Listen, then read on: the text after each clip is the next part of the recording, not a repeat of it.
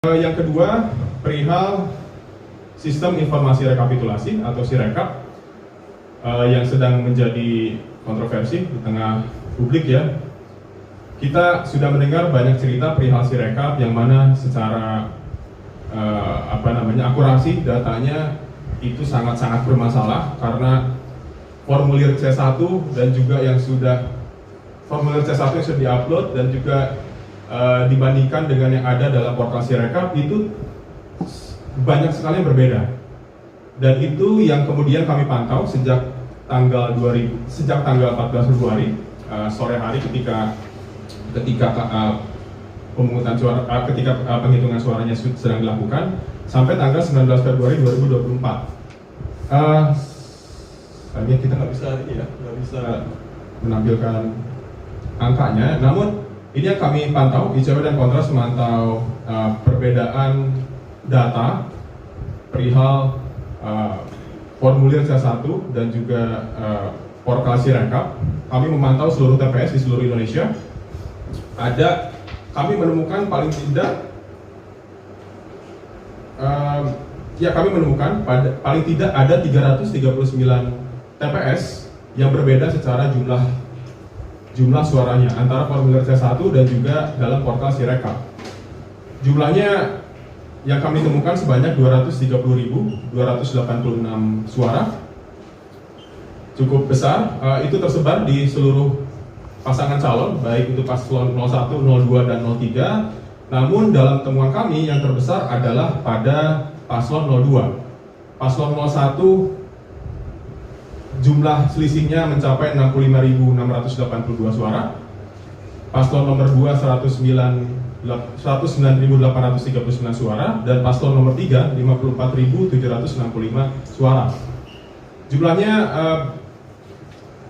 berbeda masing-masing. Itu yang kami temukan. Memang KPU menyatakan bahwa itu tidak dijadikan landasan penghitungan suara. Namun yang kami sayangkan adalah ketidaksiapan KPU dalam menyediakan sistem keterbukaan informasi yang layak dan patut dikonsumsi oleh publik pada akhirnya menimbulkan kekisruhan di seluruh Indonesia. Kita banyak sekali mendengar perihal dugaan kecurangan dan sebagainya. Publik juga jadi mengarah ke arah sana perihal Sirekap, apakah ada kecurangan dalam Sirekap dan sebagainya. Itu juga yang pada akhirnya perlu kita periksa.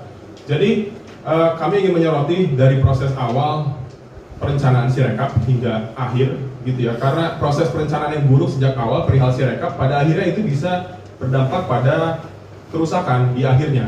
Bagaimana misalnya proses anggarannya, apakah anggarannya digunakan secara benar dan patut, apakah proses pengadaannya juga dilakukan secara benar dan patut, siapa saja pihak yang terlibat, itu harus kita periksa. Karena kalau kita tidak melihat prosesnya sejak awal di hulu, prosesnya tidak baik di awal, itu bisa berakhir buruk di akhir, dan itu terbukti gitu ya. Jadi kita harus periksa dari awal sampai akhir, dan ini sangat disayangkan karena Sirekap sendiri menghabiskan jumlah anggaran hingga 3,5 miliar rupiah, yang mana itu bukan anggaran yang berjumlah kecil, itu berasal dari pajak publik.